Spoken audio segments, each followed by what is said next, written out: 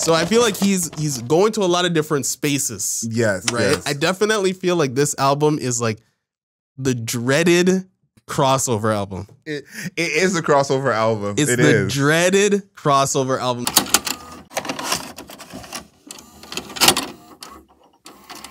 Good afternoon, beautiful people. This is another episode of Album Mode. We review a new album every single week. We look at the lyrics, the production, the overall aesthetic of the album, and how that album fits into the context of that artist's career. If you're watching us for the first time, please ensure you like this video, share, comment. We're on our way to 5,000 subscribers on YouTube, so please help us get there. My name is Adriel Smiley, aka AdrielSmiley.com, aka Adriel Smiley Official, aka The Godfather. And we are here with, what did you say we can't call you last week? That we can't call me. A bunny. Oh, yeah. Can't say he's not a bunny. King Grant. Welcome back, people. I said, what did you call me? Welcome back, people. We're here. It's Album Mode again. We're also here with our producer, Agent Zero, Patient Zero, Chris. We're back. This time it's with Burna Boy. Okay, Burna Boy. I told them. Afrobeats aficionado. I would say Afrobeat, sometimes reggae, sometimes hip hop. He called himself Afrofusion. That's the word I'm going to use for this podcast. Afrofusion. A little bit more hip hop this time than ever. So that's where we are. Burna Boy is one of the, I would say, one of the premier Afrofusion artists that exist today. Last year, Last was the song of the summer. 100%. It was going crazy. I still remember being in London, double cuffed. Double cuffed. And going off on the rooftop party. Yep, two-stepping. Last was going insane. So he's big deal. Yes. If you're not aware. Yeah. Burna Boy, big deal. And especially when Afrobeats is, I feel like, becoming more prominent, especially in North America. So this is why we're doing it.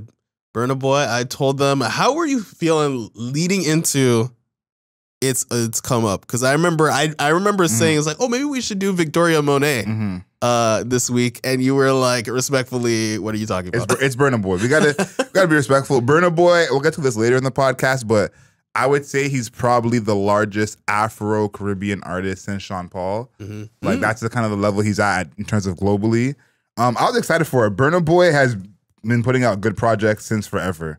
He's 10 years in the game. His first project was 2013. So, crazy he's like coming new to people, but he's been doing this for a long time. So I was excited for his project. I didn't love the singles. I will say that. Like, again, you're right. It's more of a hip hop feel, Sitting on Top of the World. Big Seven. I think we heard City Boys as well. And then there's Taliban's too, which, is this year's song of the summer. Allegedly. I don't know. It's not as strong as Last as it was before. Not as strong as Last for sure. Yeah. Not as strong as Last. But I was excited for sure just because Burna Boy, even though he's had these huge singles, these classic songs over the past 5 years, he has still put out good projects on top of that and had good B-sides. So, for when a Burna Boy project comes around, I always feel like it's going to be at least good. And will I love it? Will it be my favorite project of the year? Right. Different story, but I know we're always going to get at least good music. Where were you as a Burna Boy fan before this? Because the fact that you even overlooked him for Victoria Monet was a red flag if I ever seen one. And where were you at? What's your favorite Burna Boy song before this project? Like, do you have one that like you always go to, is always in your head? And it's Burna Boy, so of course there's no wrong answer. Yeah, I think my favorite Burna Boy track before this is Cloak and Dagger. Okay. Cloak and Dagger is probably my favorite one. Leading up to this, first of all, Burna Boy, I think I was aware of in the 2010s. But I think my first time where I was really paying attention was actually the last album. Wow. Yeah, where I was like tuned in. Right? I'm trying to... Love Demini? Exactly. Yeah. Right? I was like, okay, here's, finally a time where I'm like really dialed into a Burna Boy album. Other times he just like existed on like the periphery for me. Okay. I feel like that's not the same for a lot of people. I think more people were dialed in. 100%. To me, Burna Boy's real ascension into like the conscience of people outside of Africa or outside of that scene was in 2018. His album Outside. That was kind of like where I got hip to Burna Boy. I wasn't a huge fan yet, Right. but the song from that album, yeah, you hear it all the time. It still plays. But for me, the time when I became like a Burna Boy fan was when we did Location with Dave. That was yeah. See, that's what I'm saying. He existed on the periphery. Yeah, that was when I was kind of like, okay, I remember this guy. Like, and even at that time, I didn't know how big Burna Boy was. I kind of just was like, oh, I recognize that guy, that name because of but I had no idea, how big he was as an artist. But it's been 2018, 5 years since he's been putting out these albums that have all had like a huge song on them, been a big deal. I'd say Twice as Tall was probably the album where I like really became a fan in 2020. And the last song on the album, Bank on It, that's probably my favorite Burna Boy song. Right. Probably still to this day. It's not as hype as a lot of his hits, but it's more like the soulful Burna Boy. Like Alone they did for Black Panther. It's more of that ilk. What do you think about the singles he chose? Singles? Yeah. Well, I feel like you weren't really in agreement with those, but let's hear it. What do you think? I think that the singles kind of misrepresent what's happening on I Told Them. I think that because it's like Still on Top of the World, right, is one of the singles where, Sitting on Top of the World, is one of the singles where it's that Brandy sample, Brandy and Mace. Brandy and Mace. And I think that's first of all, at this point in time, it's like that's an old school rap R&B song. I don't think that Burna Boy fits in that space. Not in a bad way, not like, oh, this is garbage. I just feel like what are his strengths as an artist are being actually neutered. 100% right, to fit inside of the hip hop space, right? I think that he basically has to take off all of the frills of what makes Burna Boy. Kind of like sand it off. Yeah, and reduce himself down to just kind of like a singer, just like singing or like kind of like rapping on it. Where I'm like, I don't like you're missing a lot here. 21 Savage, I feel like helps, but I feel like all of the frills of Burna Boy that I love, that we love, right, just disappear. They dissolved for him to exist in this hip hop space, and that's why I'm like, I feel like this is not representative of what he does at all. Basically, is there a different song that you would make the single? On Form. I think On Form would have been great. Or even Big Seven, but maybe Big Seven. Big Seven was the second single. But it didn't really hit the same way that Sitting on Top of the World did. Yeah. So that's why I would be like On Form.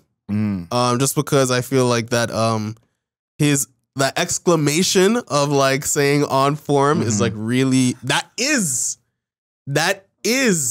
representative, and that is that's like the frill I'm talking about. Right. That's Burna at his finest. The layered vocals, the shouting On Form, all that type of stuff. That is what makes Burna Boy to me.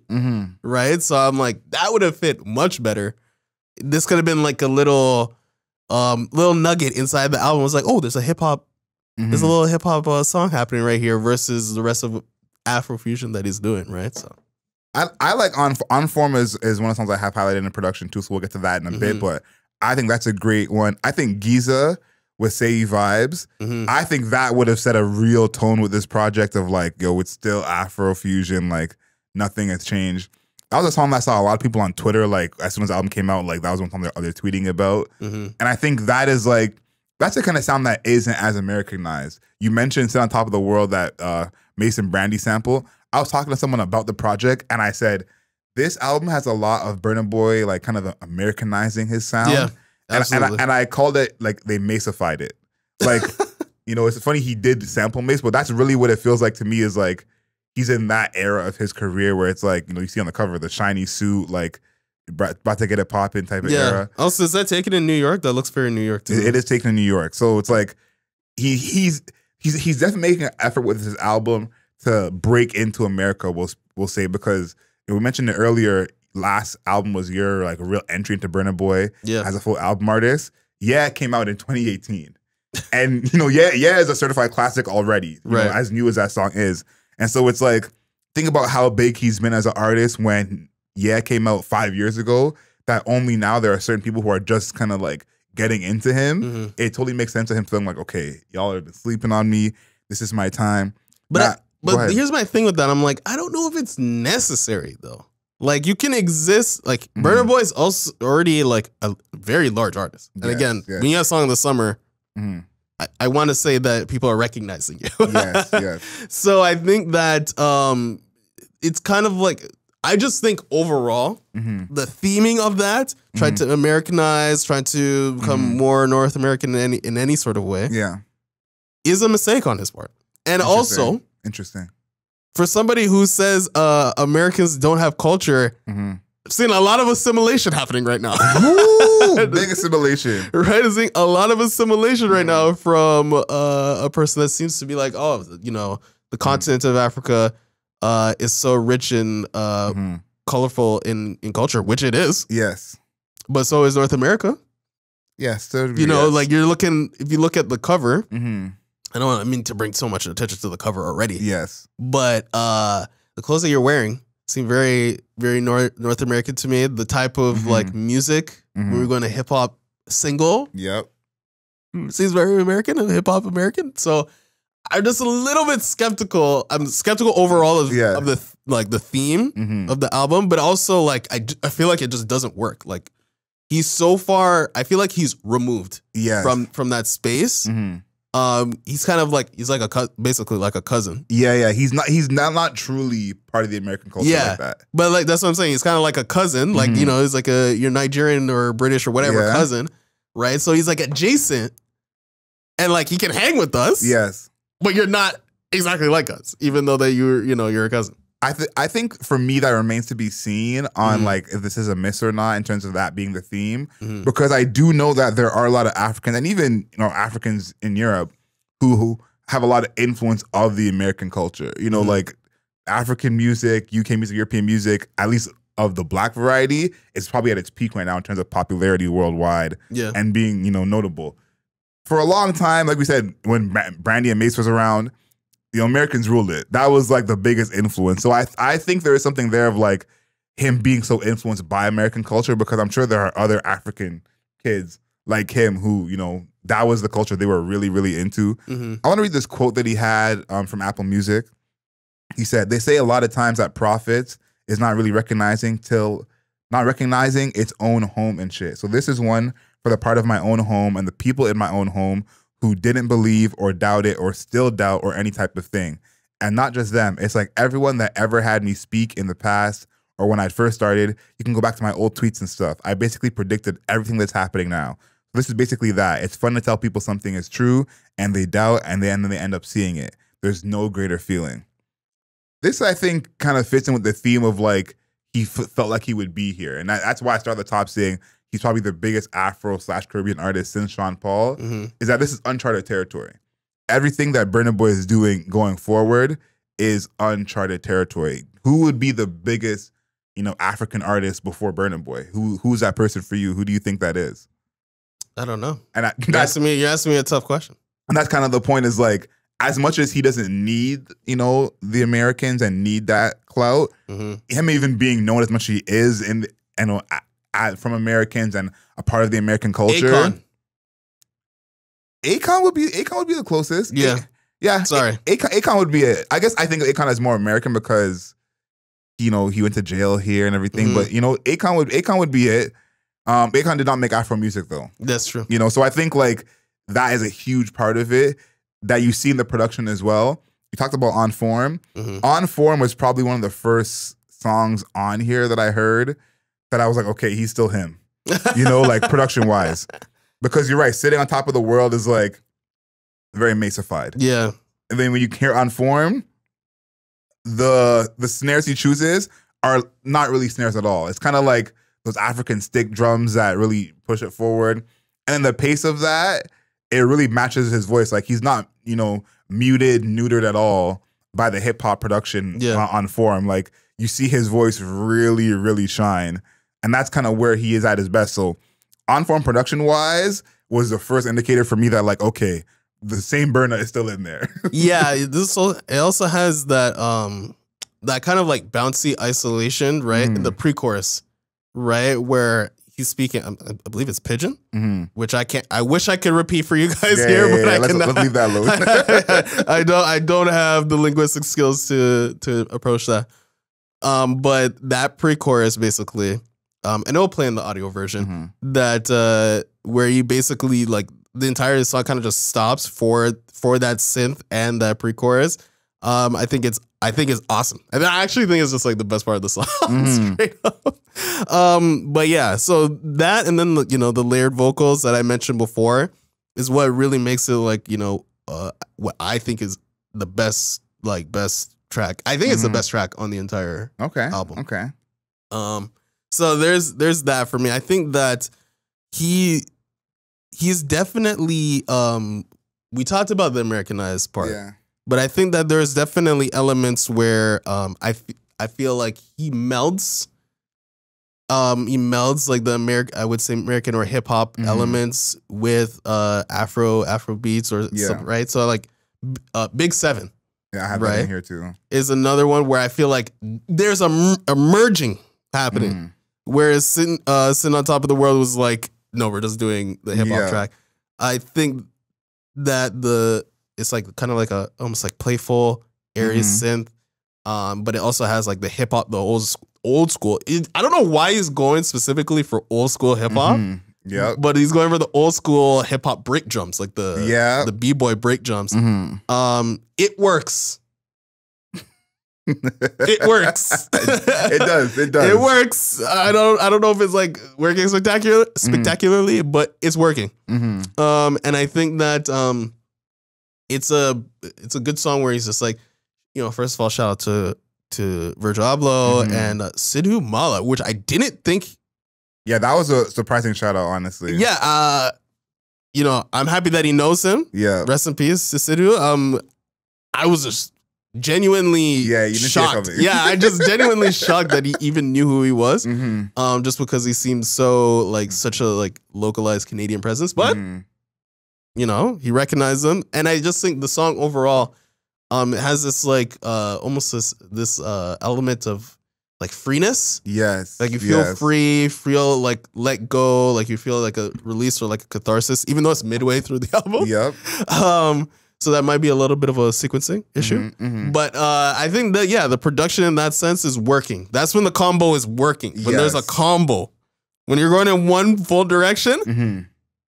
I'm scared. Yeah, it's crazy because "Sit on Top of the World Now" is probably one of the weaker songs on this album completely. Yeah, for sure. And to think of an artist like Burna Boy making the single one of the weaker songs on the album is just pretty crazy to me. Oh, you think so? For sure. Like, do you think he's in the realm of cannot make a bad song? He's almost there. There's one song on here that I really don't like. Yeah.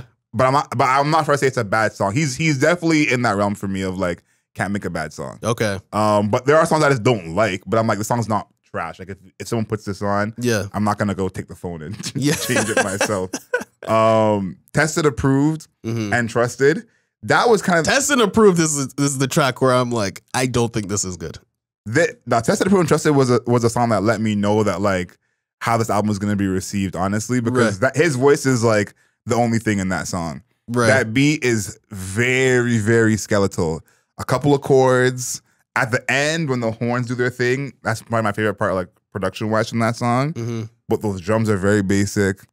A couple of chords, 808 kind of dips in and out. Yeah. But this is like another, I guess, vibe of Afrofusion that people like. And I think that was where he did good production wise in this project of like, he gave a few different vibes where it's like, I know the people who this is like, they're like, some people I talked about the project that this is their favorite song. And the second I heard Tested and Approved? Yeah. And the second I heard that song, I knew that was going to be the case for some people. So it's like, I appreciate him for kind of serving those different bases because that's a song where his voice really shines through, like, the strength of it, how smooth it is. That's the song for that. And so to him to put those on here, I think is a good idea because this as a single I wouldn't rock with. This is not single worthy to me. But like I said before, as soon as I heard this, I said, yeah, there's a good 30% of people, this is going to be their favorite song on here. And it really, when I like kind of did the research, it matched up with what I saw. But yeah, I think that one is like the production I don't think is great, but I think like what they did with it and making the song what it was almost genius in a sense, because I think a bunch of other people who heard this beat probably wouldn't even choose it, or this song is just scrapped. Yeah. Yes. To me, that was like a scrappable. First of all, I think that very beginning, like that very, very, very, very beginning, that I actually that I liked. Okay. A lot, actually. Where it was, you know, I'm going to give you the poetry voice. Okay, let's hear it. Baby, don't whine upon your seat. Come give me that. Jump up on my body like animal. Dance make me feel like carnival. I go lock you down like criminal. One touch feeling like a million. Oh, and then he's like, people, they just watch on like a cinema like that. That staccato flow. It's hard to do in the voice, but that staccato, like, you know, he's going like, baby, don't whine upon your seed. Come give me that. Jump up on my body like animal. Yeah, that part is actually awesome. I think that part is really, really good. Probably I think that's my favorite, like, specific part of the entire album, particularly. But I think the rest of the song is not working for me. Wow. Right? Like, I was so hyped off the intro. I'm like, here we go, baby. I was giving the Birdman, rubbing the hands together, and then it fell flat for me. I think just the production felt dreary to me. It felt sad. I feel like it was but it's not supposed to be a sad song. It never escalated, is how I would say. Yeah. It's like it kind of stayed in the same place. Yeah. Until the end when the horns came in and they had that little moment. But here's the thing I think about Burna Boy as this place he's in is like, again, tested, approved, and trusted. Some people's favorite song off the project. That's crazy to me. And to me, I think that he has some songs like this that really like divide his audience into like where your musical home is, because it's Afro fusion and none of these production styles are all like one style. You can really pick and choose of like, I actually like when he does hip hop, or I actually like when he mixes it more like Big Seven. And this is definitely for like, if you already are like the super Afro dance hall fan, this is up your lane. Like this is only for you. If you're someone who your musical home is not any of those things, I can't imagine you running to this song, because the thing you mentioned him doing in the intro is like, it happens a little bit in hip hop, but it happens way more in dance hall and Afro music, is these words that don't even rhyme really at all and making them rhyme, like going from carnival to criminal, you know, one part feeling like a million, like, and mixing that with cinema, like, those don't really rhyme. But in that intro, they sound as smooth as ever could be. And so it's like that, I think, quality in his music makes it stand out, you know, in these ways where this production, again, not that great. Yeah. But this song, I think, is good because basically what he does with his voice, his inflection, and his delivery. Yeah, and then, you know, that's I think the weird thing to me is like the production isn't fully there on some songs, but then there is like, you know, I would say they play, where I feel like, you know, it's almost like a nautical sound to it. And I think that's working very well, you know, like the gunshot sounds, the drums, like, you know, it's more I would say traditional Afrobeat in that sense, and it's working. So I feel like he's going to a lot of different spaces. Right. I definitely feel like this album is like the dreaded crossover album. It is a crossover album. It's the dreaded crossover album that every artist that doesn't make hip hop. I don't even know if that's not even true. I feel like it's like any genre. Yeah, any genre, but they're like, I'm trying to get to mass appeal, and they drop the crossover album. It never works. It never works. I'm not gonna go that far yet. And I feel like he's going for it. I can't go that far yet with Burna. But here's where I'm at with it. My favorite songs are still the songs that are the Afrobeat songs. But that's what I was about to say. That I'm like, you don't need crossover with your sound. Your sound will just be the thing that people gravitate to. Yeah, like Day Play.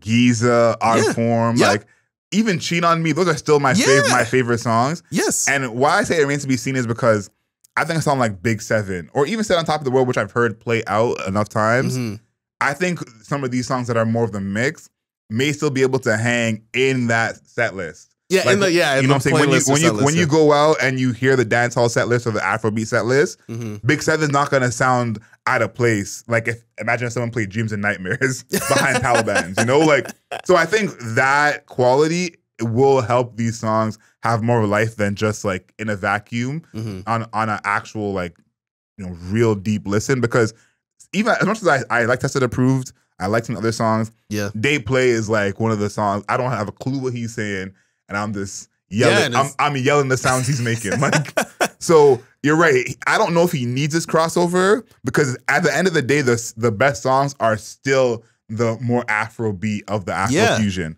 So, and he was already crossing over.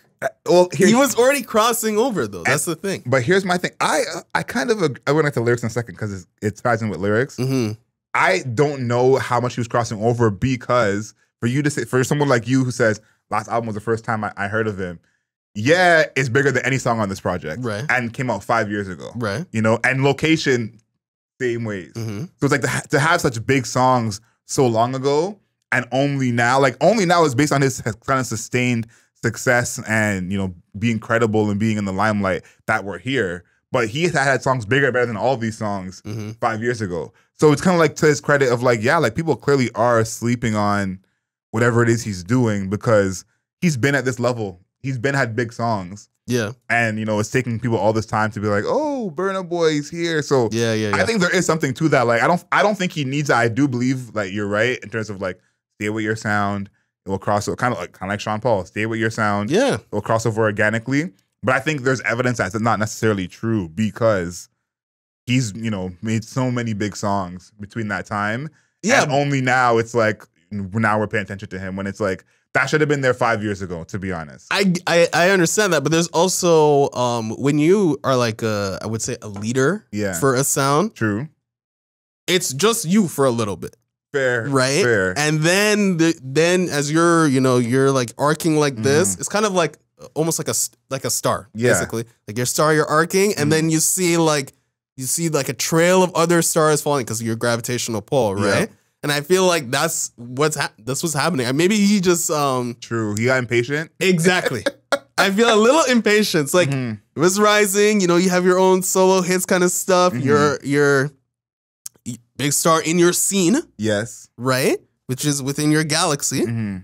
But then you start to escape that pull of the galaxy and you're going into the broader universe. Yeah. Right? Then you realize you're kind of a smaller star in the scope of the universe. Right? And then you start to have these big moments and then people are like, oh my God, Burna Boy doing this, doing that, doing this. Collaborating with Dave. Yeah. Right? You have your other hit songs, Last. Yeah.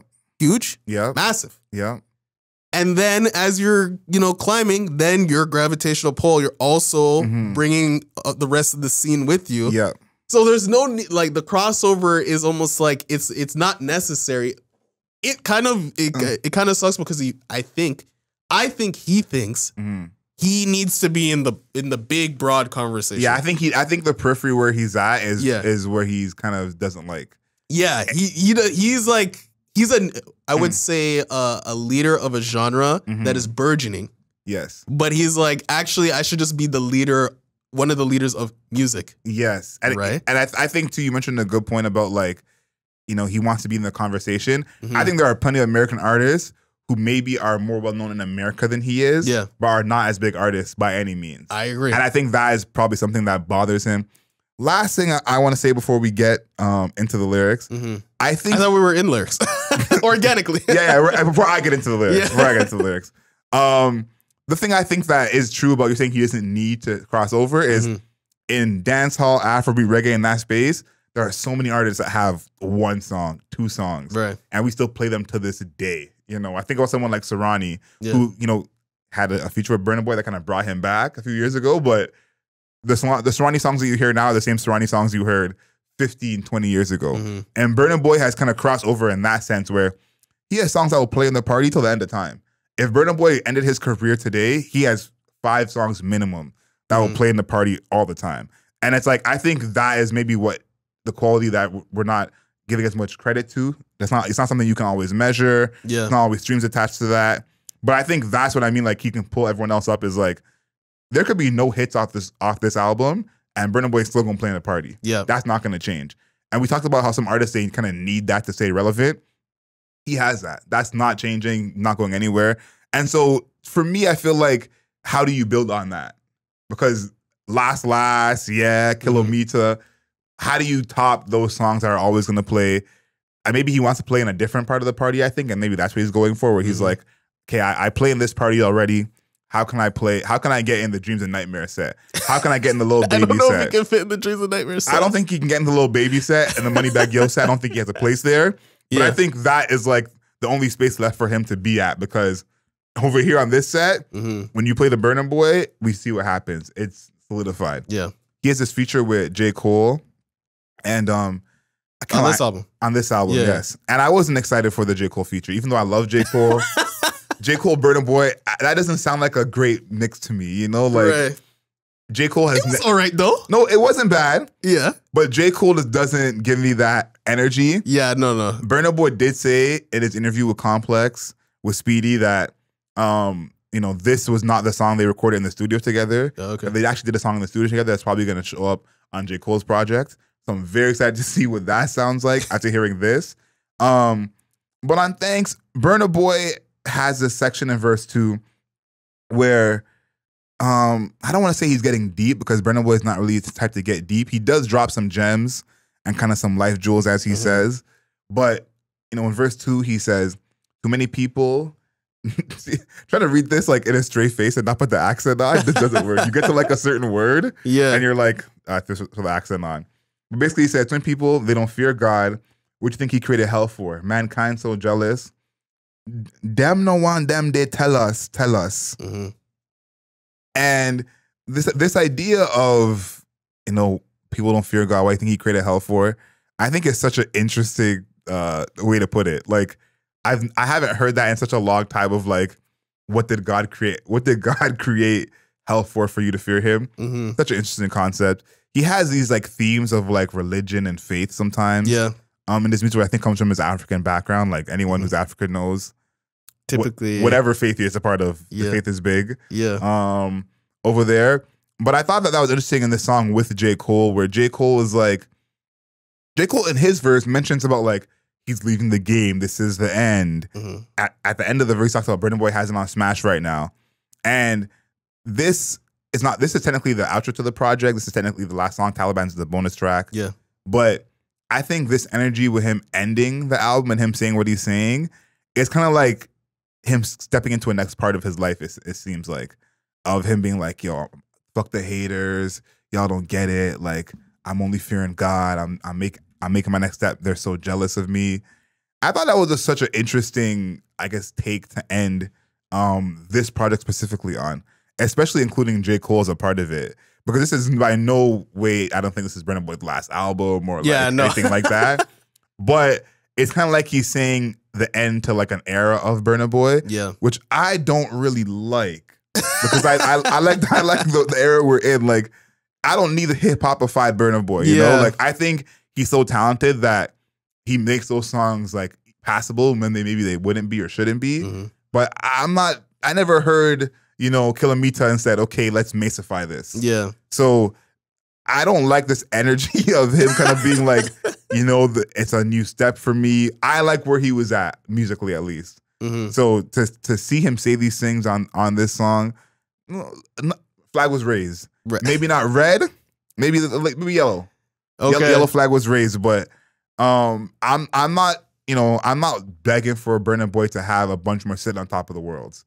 As much as I do like that song, I don't need an album full of those. So that's kind of what I took from this whole song. I highlighted a couple of lines, but this whole song, that whole energy, especially with J. Cole's verses, like end of an era, things are starting new. You know, we ended an era when we had our new artwork. Yeah, that was a different end that I think was warranted.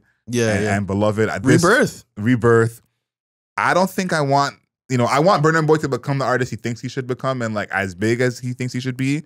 But I'm not dying for some Macified Afrofusion.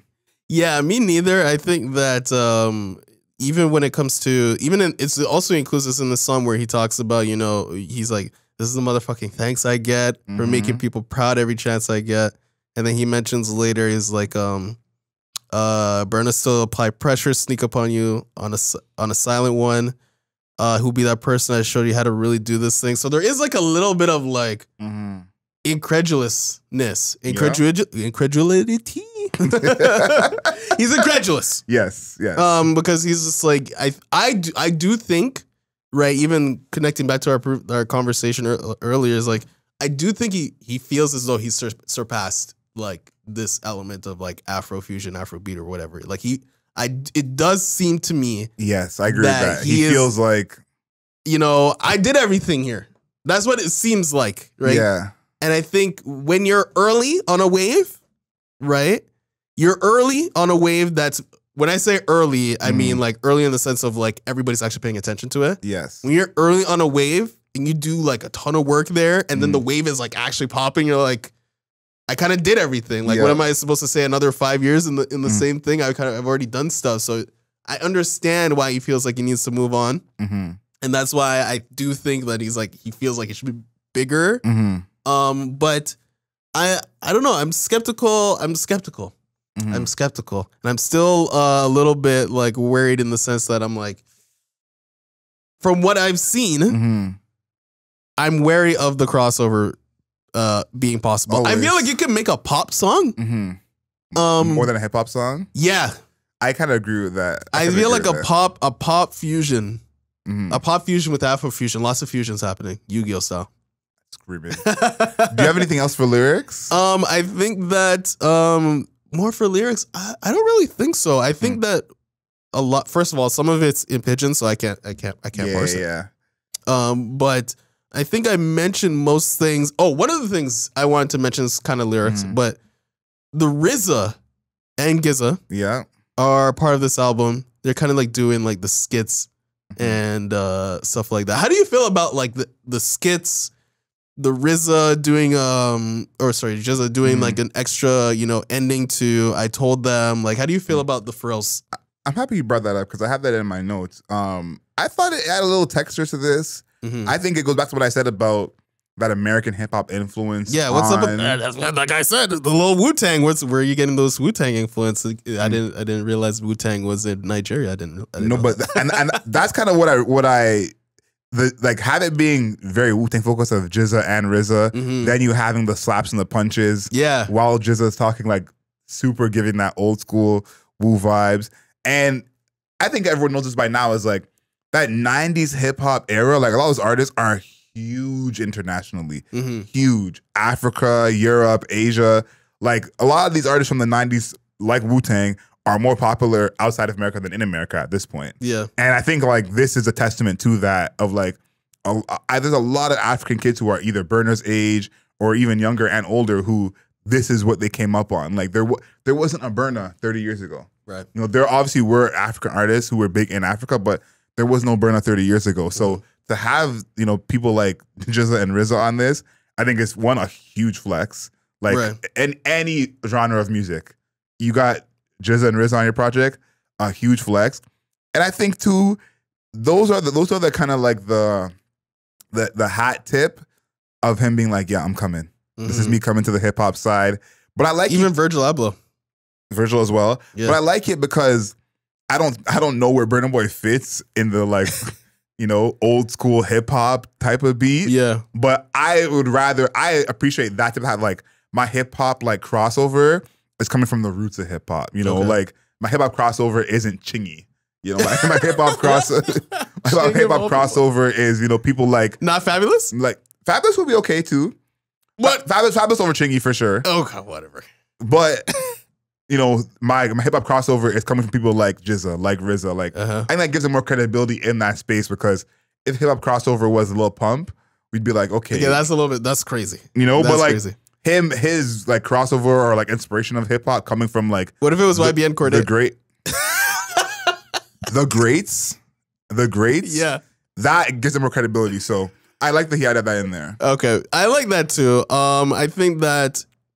But one thing that it doesn't indicate to me a little bit is like he's not fully in touch with what's happening hip hop wise.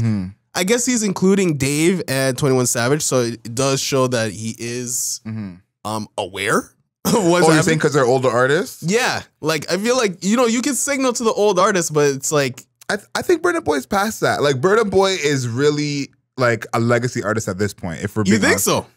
Yeah, like to the common man over here in the West for sure. But like that's what I'm saying. That's what I think. This entire album is about that. Like Easy, like for most people, I think he's a new concept, not a new artist, but like a new concept.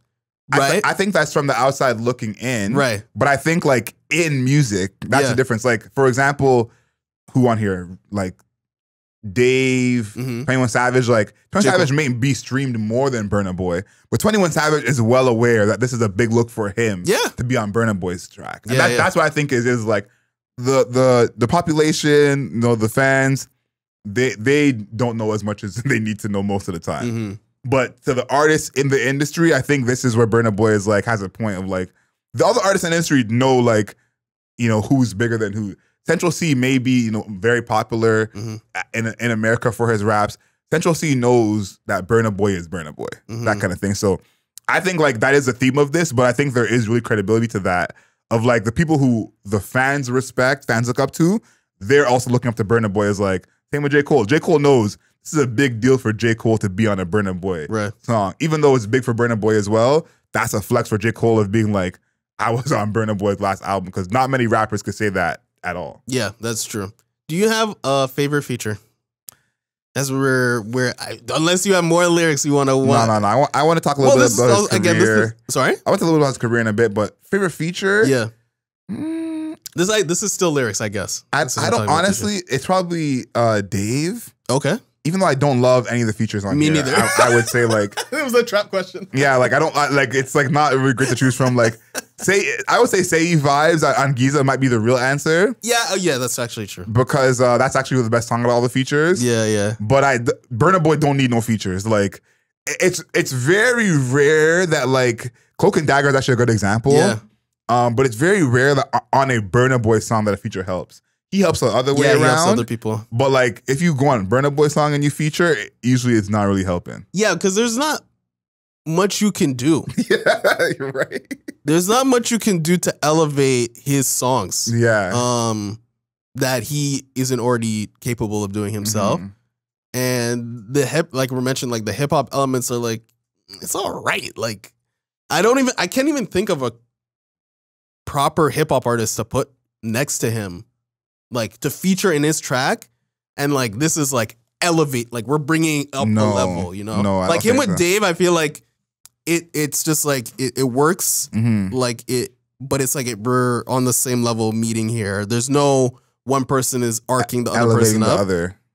So I'm like trying to think. I can't really think of somebody like hop on a Burna Boy track and be like, yo, this is putting it over the top. Like I can't really think of that person. I try to think of singers more than rappers and see who fits there. But even in that, I think Burna Boy's voice, even though he doesn't have the range of someone like The Weeknd or even Brent Faiyaz, his voice is so strong. Yeah, his voice is so strong. Yeah, very distinct. Extreme, like the voice color, insane. Yeah, you hear anytime you hear him on a song, you know it's him immediately. And it's like that quality. I think it probably scares away some American singers because let's use The Weeknd as an example. The Weeknd, the biggest streaming male artist right now in history.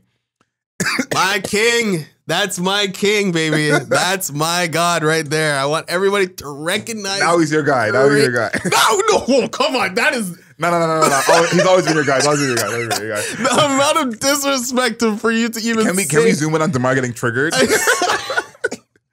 Don't you dare say he's not my guy. He's always been my guy since we didn't even know what he looked like, okay? Yeah, no. Listen, he's West Hill alumni like myself, okay, so gotta represent. Don't you dare disrespect me like that. But even The Weeknd doing a song with Burna Boy, Burna Boy's voice would totally like drown his, And as good as The Weeknd is as a singer, Burna Boy is just that strong, that tone.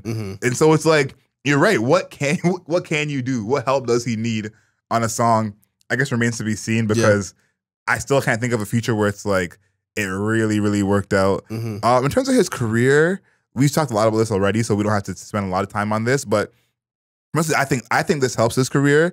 I think that there are a few songs on here like Big Seven, like Sing on Top of the World, that the fan who knows who Burna Boy is but doesn't know his music is more well aware of. I think a lot of people, their first time hearing Burna Boy was Last Last, which is crazy to me. But I know a lot of people that was their first time like knowing who Burna Boy was, and Last Last is barely in English. So it's like to the casual fan that's first time hearing them, they're like, yeah, sure, like, sounds good, but like, you know, Sit on Top of the World is like completely in English, easier to follow along to, easier to sing along, the sample, you know. Yeah. And so I think at least having those songs helps in a sense, because he was in this space, which is, you know, rare for an artist as big as him, where a lot of people knew who he was, but didn't know his music. And they're like, okay, I know that face. I know he's popular. I know he's African, that kind of thing. And having songs like Big Seven, Sit on Top of the World, at least people who are not hip to what he's been doing the past 5 years have some kind of reference point of like, oh yeah, I like that song. So I think that helps his career. Yeah, I think that overall for his career, this is going to be, I would say, a plus, because it is the crossover album. It is the dreaded crossover album. This is it. And I think that, you know, it's gonna work to an extent. 21 Savage is on the track. That song actually sounds good. I would say it's good. Yeah, it's good. I wouldn't say anybody's doing anything special on it. But it's good. I think the song with J. Cole is also solid. Yeah. So there's those two things just straight up. You know, fair. There's gonna be 21 Savage fans be like, okay. Yeah, J. Cole 21 is a pretty big artist. Yeah, so that crossover is gonna be good. I feel like maybe you'll capture some old school fans with the Jizza RZA thing. Maybe. Yeah, maybe. So there is elements that I'm like, okay, the crossover thing, it's going to work to an extent. Yeah, no, I think you're right that it ultimately is not needed, because none of these, like, it helps, you're right, but none of these crossover songs are like the songs. Yeah, like all the crossover songs are like good. Yeah. The songs that are like the real Burna Boy tracks, those are the ones that you get excited about. Exactly. And most of them are solo. Yeah, most of the Burna Boy songs that are like really, really, really good, those are solo tracks. So, Last is a solo track, my guy. Yeah, he's a certified hit maker. Like, yes, that's one thing. Kilometre, like, he don't need nobody. Yeah, that's what I was gonna. I wanted to say that earlier, but I didn't mention that he's a hit maker. Like, actually, legitimately. Which is something that you would not expect, because, you know, we're talking about crossover appeal and blah blah blah. But you do something like Last Kilometre and stuff like that. Why do we say? Do you notice that everybody says Kilometre, like in the accent, versus you have to. You can't just call it Kilometre. Yeah, like how come we don't just call it Kilometre? That's not what it says in the song. That's not what it says in the song. That's what it is, though. It's the same thing. No. How Burna Boy says it is how it's supposed to be said. But yeah, I think that he's a hitmaker, and I think I would say a missed opportunity is like somehow having a hit that included somebody else in it. Yeah. Right? Yeah. To capture that person's fans and be like, you know, hit song. And 21 Savage just happened to be on it, so the 21 Savage people are in it. You have the hip hop people, and then you have the hit song, and then it's all mixing up, right? That is, I think, considering everything that we talked about and considering how we view the album as a whole, that's a missed opportunity. It's like, you didn't have the hit song crossover. It did not. That didn't exist. You know, that Ja Rule and Ja Rule and insert R&B singer here crossover. That did not happen for you. So that I would think is a little bit of like a missed opportunity. But I think, you know, it's gonna be a plus. I think that you know, you can capture a ton of people. Songs are solid.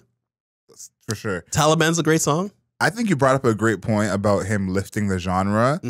I feel like the partisan is maybe done with that. Yeah, I think he's trying to be out of here. My, I guess, thing with this is like there was, you know, 2015, 2016 when I felt like dancehall was making its way into everyone's type of music. This was when One Dance was out. Bieber had his cup of coffee. Ed Sheeran had made the best dancehall song of all time. So I feel like we're at a point now where dancehall, Afrobeat, reggae is growing, like as a whole, you know, and some of these songs are becoming like, I don't want to say mainstream songs, but they're having more moments on the internet. They're becoming more like the song at the party. Yeah. And I think that he is a big part of that. And I think that's what he should be leaning into more. And even on this project, like, those are the songs that are going to get the play. Like, I don't think someone wants to hear Sitting on Top of the World instead of Day Play. I think people want to hear Day Play first before they hear Sit on Top of the World. Yeah. Even if they don't know Day Play. And so I feel like that's his missed opportunity there. I think I know where you're at with this, but do you consider this a no skips? Are you getting the vinyl? Like, where are you at? I would say it's not a no skips. I think the weakest part of the album is the middle. And I did mention Tested, Approved, and Trusted. I was like, you didn't like that. And then the Virgil thing. Let's let this man rest, people. Let him rest. It's okay. We're sad he's gone, right? But everybody doesn't need to reference him in his rap. Everybody doesn't need to include the voicemail. Like, he did the voicemail thing. Like, come on. Yeah. It's okay. Like, Virgil Abloh, insanely important. Yes.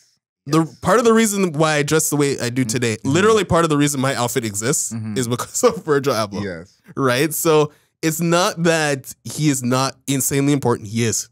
Right? But we gotta let that man rest eventually. Right? We gotta let that man rest. I feel like it's okay. It really is interesting that he was talking about this concept. I don't know if it's this album in particular, but this concept before he passed. That's actually a little bit crazy. That's kind of crazy. That's a little bit crazy because he died, 4 years ago? 3 years ago? Yeah. So that just shows you also how long Burna has been cooking this concept. Yeah, and it kind of makes sense of it being called "I Told Them," you know. And I guess we can talk about the album art here. Is like he's said a million times, "I've tweeted this. I said this was going to happen. I knew it was going down like this." That is pretty apparent with this project. Like when I heard "Yeah" in 2018, I thought that he was going to be a one-hit wonder. Like, I really thought okay, you're gonna have a couple other songs. Like, I did not foresee him being like the biggest African artist. You know, so. He's right in terms of "I Told Them." He was right about all that. Your Virgil's transition into the album art is absolutely phenomenal because this is such a unique cover. I guess as journalists, we have to like it because it is kind of a magazine cover.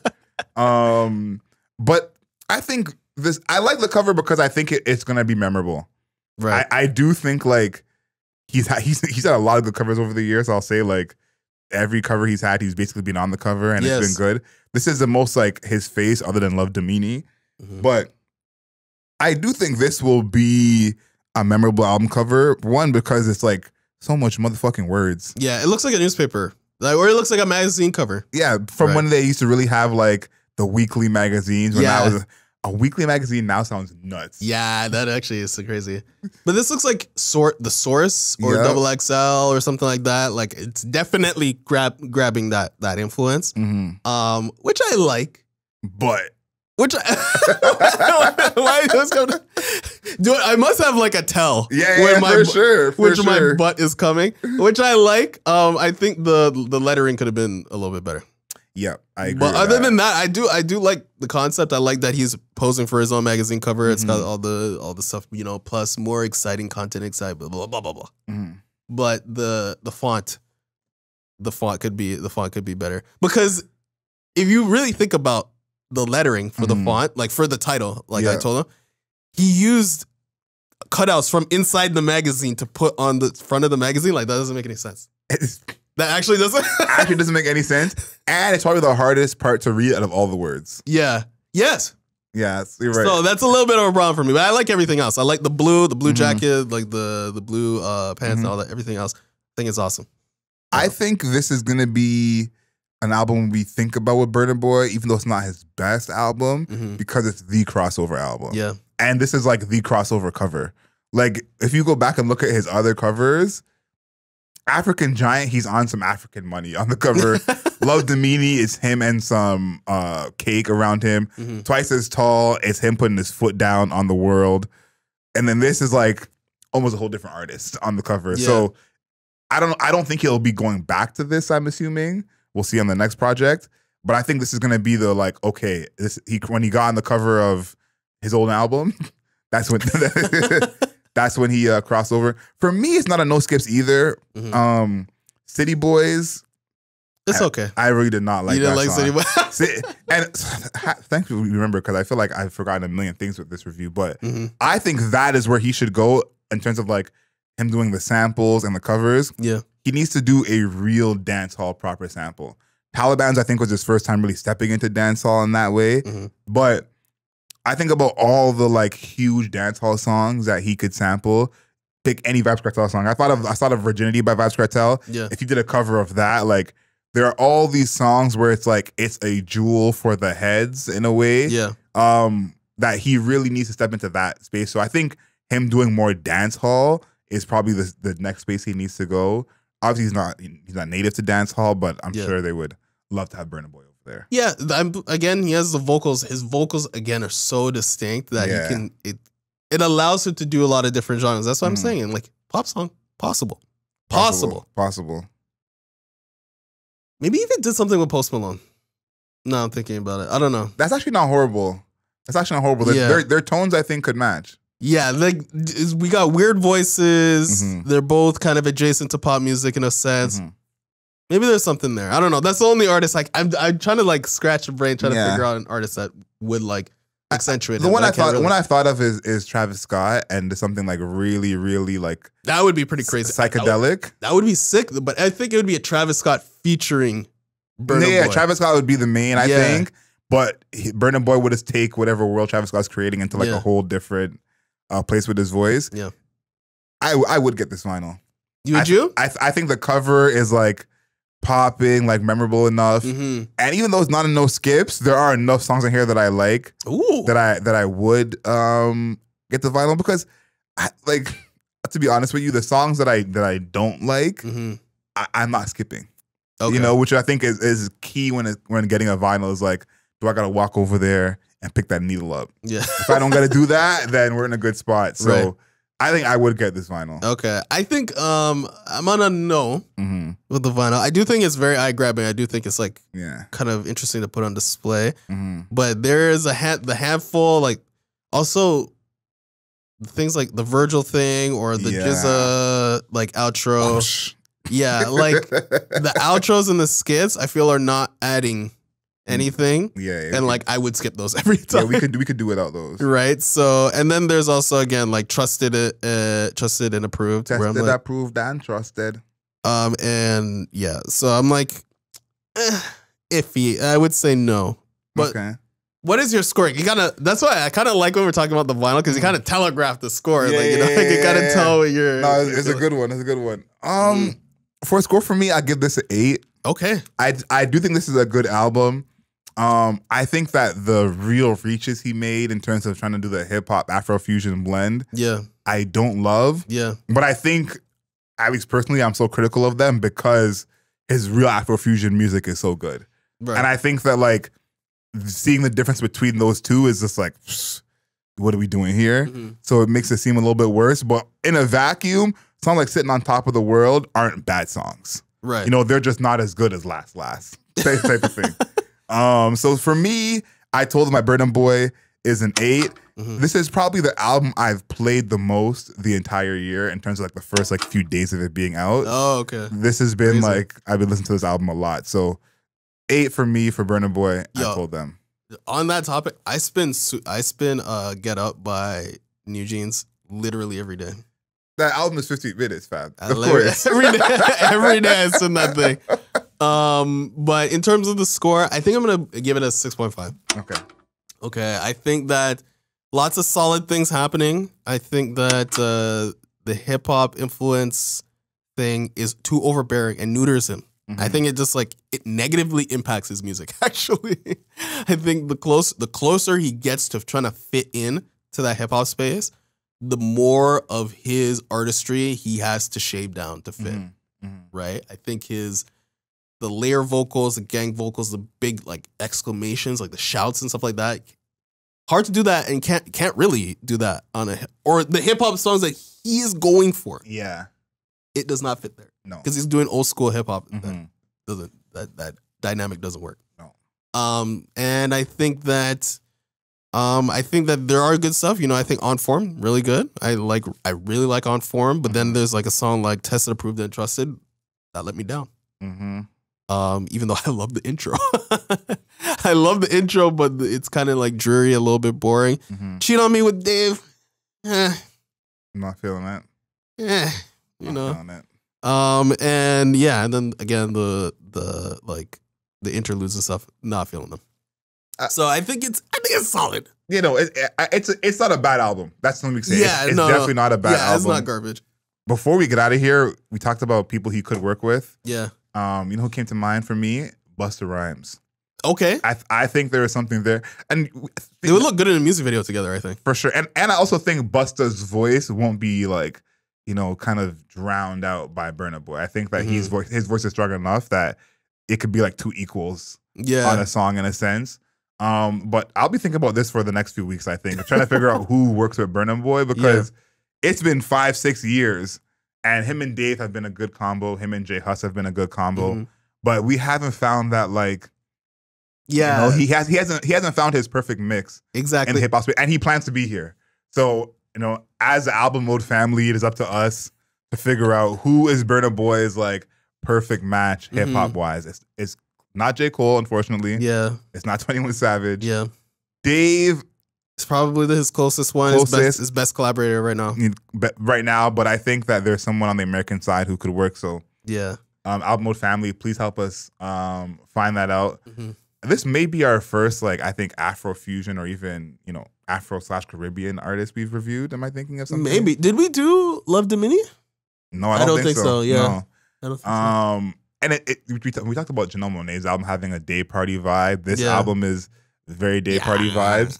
And it's funny to see the difference between the two of, like, you know, there's so much like different accents and different languages on this one, and Janelle Monáe's is like, and I guess maybe that's why I thought Janelle Monáe's is muted, because I'm comparing it to like actually African and like Caribbean artists, and Janelle Monáe is like very American. Yeah. But such different vibes. Album Mode family, please, you guys know what to do. Leave us a rating and a review. 5 stars, not a single star less, on all your podcast platforms: Apple Podcasts, Amazon Podcasts, Spotify, Google Podcasts, of course. Follow us on the interwebs at Album Mode Pod on Twitter, at Album Mode Pod on Instagram, at Album Mode Pod on Twitter. Of course, YouTube people, like, share, comment, subscribe to us on YouTube. On our way to 5,000, so please help us get there. And of course, until next time, know yourself, know your worth. Later days.